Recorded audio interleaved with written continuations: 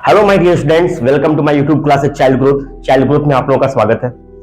आज मैं स्टार्ट करने वाला हूं एक सीरीज इंग्लिश ग्रामर का, जो आप लोगों के लिए बहुत ही इंपॉर्टेंट है, क्योंकि इंग्लिश ग्रामर का सीरीज अभी आप लोगों के लिए स्टार्ट नहीं हुआ था, तो मैं सोचा इंग्लिश ग्रामर क्यों ना आप लोगों के लिए स्टार्ट करूं। इंग्लिश ग्रामर में हम लोग सीखेंगे बेसिक से लेके जितना हमारा भी ग्रामर हो गया, पार्ट्स ऑफ स्पीच हो गए, टेंस हो गए, एक्टिव पैसिव हो गए, डायरेक्ट इनडायरेक्ट हो गए, जितने भी हैं ग्रामर में उसको हम लोग कवर करने वाले हैं वीडियो बाय वीडियो। तो ये सीरीज चलेगा आप लोगों का इंग्लिश ग्रामर का, जब तक कंप्लीट नहीं होगा ये सीरीज आगे चलता रहेगा। तो आज मैं लेके आया हूं आप लोगों के लिए सबसे पहला स्टेप, जहां से हम लोग स्टार्ट करेंगे इंग्लिश ग्रामर का। ग्रामर क्या है? ग्रामर मीन्स होता क्या है? ग्रामर मीन्स होता है व्याकरण। व्याकरण क्या है? ग्रामर क्या है? चलिए कुछ डेफिनेशन यहाँ पे है, पहले इसको समझाते हैं, इसके बाद आप लोग बताते हैं ग्रामर के बारे में अपने लैंग्वेज में। देखते हैं यहाँ पे सबसे पहले लिखा है कि the rules of a language, for example, for forming words together in sentence. सबसे पहले समझिए सेंटेंस क्या है। जो मैं इस समय बातें कर रहा हूं, जो मैं बोल रहा हूं, वो सेंटेंस है। समझ में आ रहा ना? वाक्य, यानी मैं आपसे कह रहा हूं कि मैं आज जाऊंगा, मैं आज बाजार जाऊंगा, तो ये क्या है? ये एक सेंटेंस हो गया। समझ में आ रहा ना? तो सेंटेंस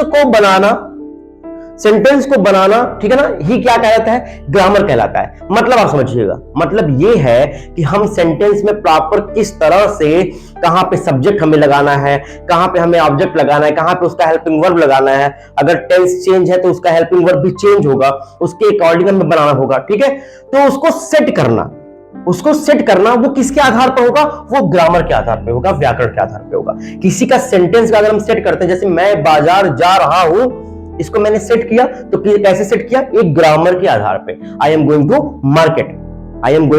मार्केट मैंने सेट किया, तो ये ग्रामर के आधार पे सेट किया। क्या मैं मार्केट, गोइंग, एम, आई अगर ऐसे करता तो सही लगता? हालांकि वर्ड तो सेम है ना? मार्केट, एम, आई, गोइंग, क्या सही लग रहा है? नहीं लग रहा है। क्यों? क्योंकि ये ग्रामर के हिसाब से सेंटेंस को नहीं बनाया गया है। ठीक है, उसको अपने मन से ही अलग अलग करके बनाया गया है। तो वो तो वर्ड हो गया हमारे। सेंटेंस क्या है कि जब वर्ड को प्रॉपर ग्रामर की तरह से, ग्रामर यानी जो रूल इसके है, जो नियम इसके है, उसके अनुसार अगर वर्ड को हम सेट करेंगे ना, तो वो है हमारा ग्रामर, वो है हमारा व्याकरण। तो यहां पे कह रहा है कि for forming words together in sentence, यानी वर्डों को, शब्दों को साथ साथ जोड़ना। कहां? सेंटेंस में, वाक्यों में, यानी शब्दों को वाक्यों में एक साथ जोड़ना। वो भी कैसे? एक मैं कह सकता हूं कि एक जैसे ग्रामर में चाहिए, जो ग्रामर कहता है उसके हिसाब से वर्डों को, शब्दों को एक सही क्रम में रखना, किसमें? वाक्यों में ही। तो वो कहलाता है आपका ग्रामर। समझ में आ गया? जैसे the rules of a language, for example, for forming together in sentence, यानी शब्दों को वाक्यों में एक साथ ग्रामर के हिसाब से, व्याकरण के रूल के हिसाब से रखना, वो आपका कहलाएगा ग्रामर। क्लियर? सेकंड रूल देख लीजिए कि सेकंड डेफिनेशन क्या है? The way in which somebody uses the rule of a language, यानी वह तरीका जब कोई पर्सन, जब कोई भी व्यक्ति, ठीक है, उस तरीके को अपनाता है, किसका? रूल्स ऑफ अ लैंग्वेज, यानी भाषा के नियमों को अपनाता है, तो वो उसका ग्रामर कहलाता है। आप सिंपल वे में समझिए कि जैसे मैं हिंदी का व्याकरण, इंग्लिश ग्रामर, व्याकरण दोनों सेम है, कुछ भी इसमें चेंजिंग नहीं है। आप डेफिनेशन क्या होता है, आप अपने आप से डेफिनेशन बना सकते हो इन सब चीजों का, है ना?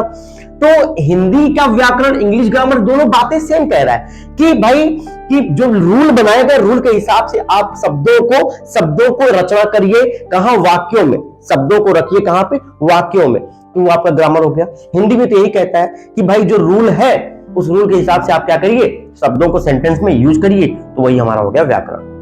क्लियर है ये स्टेप? चलिए आज हम स्टार्ट करने वाले सबसे पहला पार्ट्स ऑफ स्पीच।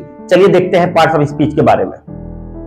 एक इंपॉर्टेंट क्वेश्चन कि ग्रामर के फादर कौन है? फादर ऑफ ग्रामर, ग्रामर के फादर कौन, यानी ग्रामर को किसने बनाया? ठीक है ना, किसने, उनका फादर कहलाने का हक किसके पास गया? तो वो थे लिंडले मुर्रे। इन्होंने ग्रामर की, मतलब कि फादर इनको कहा जाता है। जैसे कंप्यूटर फादर कौन थे? चार्ल्स बेबेज था ना, उसी अनुसार यानी जो ग्रामर के फादर हैं वो हैं आपके लिंडले मुर्रे। ये क्वेश्चन कभी पूछा जा सकता है कि फादर ऑफ ग्रामर कौन है, इसीलिए मैं यहाँ पे आप लोगों को लिखवा दिया हूँ। ठीक है, चलिए देखते हैं पार्ट्स ऑफ स्पीच के बारे में। चलिए देखते हैं पार्ट्स ऑफ स्पीच के बारे में। पार्ट्स ऑफ स्पीच के बारे में देखते हैं शब्द भेद के प्रकार। सबसे पहले समझते हैं पार्ट्स ऑफ स्पीच है क्या। स्पीच के पार्ट, यानी जो मैं बोल रहा हूं, क्या स्पीच है ना, तो स्पीच के पार्ट, अब स्पीच में क्या क्या आ सकते हैं, बहुत सारी चीज होते हैं, जैसे noun, pronoun, adjective, verb, adverb, conjunction, preposition, interjection, ये सारी चीजें कहां आती है, पार्ट्स ऑफ स्पीच में आती है ना। चलिए मैं जैसे बताता हूं आपको, एक एग्जांपल देता हूं। कभी आपने क्या करता है, आप सब्जी खाते हो ना, है ना, आप क्या खाते हो, सब्जी जब खाते हो, कोई सब्जी आपके यहां जैसे पनीर की सब्जी बन गई, ठीक है, तो जब पनीर की सब्जी आपके यहाँ बनती है तो उसमें क्या क्या इंग्रेडिएंट लगता है, सपोज दैट लगता है आप लोगों का ऑयल, है ना, स्पाइसेज हो गए, और आपका हो गया जैसे स्पाइसेज हो गए, ऑयल हो गए, कुछ मसाले उसमें हो गए, कुछ तेल, वो पनीर हो गए, है ना, कुछ आप लोगों के नट्स हो गए, समझ रहा ना। तो बहुत सारे इंग्रेडिएंट इस सब्जी में लगता है ना, तो ये सब इंग्रेडिएंट मिलके क्या बनाता है, एक सब्जी का निर्माण करता है, एक सब्जी बनता है, तब हम उसको खाते हैं। सेम इसी तरह से ये है ना, इसको सेम इसी तरह समझो कि भाई क्या है, पार्ट्स ऑफ स्पीच क्या है, ये सब इंग्रेडिएंट हैं, इन सबके बिना क्या हमारी सब्जी बनेगी, नहीं बनेगी ना, बनेगी भाई, ऑयल तेल के बिना बनेगा, स्पाइसेस के बिना बनेगा, ऑनियन हो गया, टोमेटो हो गए, बहुत सारे ऐसे चीज है जो कि पनीर की सब्जी में पड़ते हैं ना। तो जब ये सब इंग्रेडिएंट नहीं रहेंगे तो क्या सब्जी तैयार होगा, नहीं होगा। सेम इसी तरह से पार्ट्स ऑफ स्पीच है, अगर ये सारे इंग्रेडिएंट हमारे ना हो, अगर ये सारे हमारे इंग्रेडिएंट ना हो, ये सब अगर हमारे ना हो, तो पार्ट्स ऑफ स्पीच बनेगा, नहीं बनेगा। क्लियर है सबका, क्यों नहीं बनेगा, क्योंकि ये सब स्पीच के पार्ट होते हैं। जैसे अगर हमारा ये बॉडी है ना, अगर इस बॉडी में अगर 4-5 पार्ट हमारे निकाल दिए जाए तो क्या ये ह्यूमन बॉडी कहलाएगा, नहीं कहलाएगा भाई। सबसे पहले ब्रेन ही निकाल दो, ह्यूमन बॉडी कहलाने की जरूरत ही नहीं है ना, ब्रेन निकलेगा सारा मामला खत्म। तो ऐसे ही होता है हमारा ये पार्ट्स ऑफ स्पीच। अब देख लेते हैं पार्ट्स ऑफ स्पीच कितने होते हैं भाई, ये 8 होते हैं। सबसे पहला होता है हमारा नाउन, और नाउन का क्या मीन्स होता है, संज्ञा, ठीक है। सेकंड हमारा पार्ट्स ऑफ स्पीच क्या है, प्रोनाउन, और प्रोनाउन का मतलब होता है सर्वनाम। एडजेक्टिव, एडजेक्टिव मतलब होता है विशेषण, और आपका वर्ब क्रिया, एडवर्ब क्रिया विशेषण, कंजक्शन संयोजक, प्रीपोजिशन संबंध सूचक, और इंटरजेक्शन आपका विस्मय सूचक। अब चलिए देखते हैं एक एक पार्ट के बारे में। सबसे पहला आज हम कवर करने वाले हैं वो है हमारा पार्ट नाउन। तो चलिए नाउन को कवर करते हैं। चलिए देखते हैं सबसे पहला हमारा क्या है, नाउन। नाउन इसका होता है संज्ञा, ठीक है। तो सबसे पहले इसको समझते हैं, नाउन यानी संज्ञा है क्या, सबसे पहले इसको समझ लेते हैं। पहले यहां पे देखते हैं कि a noun is a part of speech that is used to name, है ना। यहां पे देखिए कॉमन क्या चीज आया, नेम। मोस्ट इंपॉर्टेंट है इस चीज को जानना, नेम, ठीक है। कि a noun is a part of speech, एक संज्ञा क्या है, पार्ट ऑफ स्पीच का क्या है, भाग है, ठीक है ना। अ noun is a part of speech, speech का क्या है, ये भाग है। नाउन क्या है, स्पीच का भाग है। That is used to name, जिसका उपयोग हम करते हैं, नेम आर आइडेंटिफाई, यानी किसी के नाम को पहचान करना, ठीक है ना। अ पर्सन किसी व्यक्ति का नाम हो सकता है या उसकी पहचान हो सकती है। प्लेस का नाम या पहचान हो सकता है। थिंग वस्तु का नाम या पहचान हो सकता है। कोई आइडिया आया उसका हो सकता है ना। एनिमल्स का नेम आया उसका हो सकता है। बर्ड्स का नेम आया उसका हो सकता है।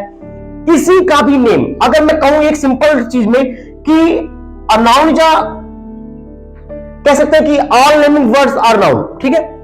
ऑल नेमिंग वर्ड्स, जितने भी all naming words are noun.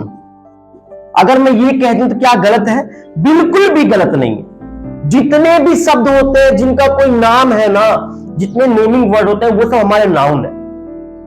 आप समझिए कैसे, जैसे सपोज दैट मैं क्या हूं, नाउन, है ना। मेरा चैनल क्या है, नाउन। किसी का भी नाम ले लो, तुम सब क्या हो, नाउन हो ना, है ना। ये क्या है, स्कूल, ये भी नाउन हो गया क्योंकि इसका नाम है ना स्कूल। ट्रेन, उसका भी नाम, वो भी नाउन, समझिएगा। अच्छा एक बात बताओ, संसार में जितनी चीजें हैं उनका नाम है कि नहीं है ना। कोई भी चीज ले लो आप, ये चेयर हो गया, टेबल हो गया, डेस्क हो गया, फैन हो गया, जितने भी चीज उनका कोई नाम है ना। कोई चीज उनको हम लोग क्या कहते हैं, उनको बुलाते किसी नाम से बुलाएंगे ना, कि भाई वो चीज क्या है, तो वो चीज का कुछ तो कुछ नाम होगा। स्टिक हो गया, मार्कर हो गया, वॉच हो गया, शर्ट हो गए, जितने भी चीज ले लो। अगर मैं एक तुम लोग बात बताओ कि अगर दुनिया में है ना, दुनिया में जितनी भी चीजें सब नाउन है। अगर मैं ये कह दूं क्या गलत है, आप बताओ मुझे। दुनिया में जितनी भी चीज है, जो भी चीजें हैं, सबके सब नाउन है। क्या मैं गलत कह रहा हूं? अगर गलत कह रहा हूं तो आप प्रूव करो। हाँ, ये भी हो सकता है कि जैसे संसार में अगर जितने भी वस्तु मैं कह रहा हूं सब नाउन है, क्यों मैं कह रहा हूं सब नाउन है? क्योंकि भाई सबका कोई ना कोई नाम होगा। मैं किसी को भी वो ये कह के नहीं कह सकता, उनका कुछ ना कुछ नाम होगा, और जब नाम है तो वो है आपके नाउन। ठीक है, जैसे एग्जाम्पल में आप ले लो, एग्जाम्पल क्या मैन, मैन क्या नाउन है? हाँ भाई है। राम नाउन है सर, क्योंकि भाई नाम है, ये तो प्रॉपर हो गया, बिल्कुल नाम है राम, है ना?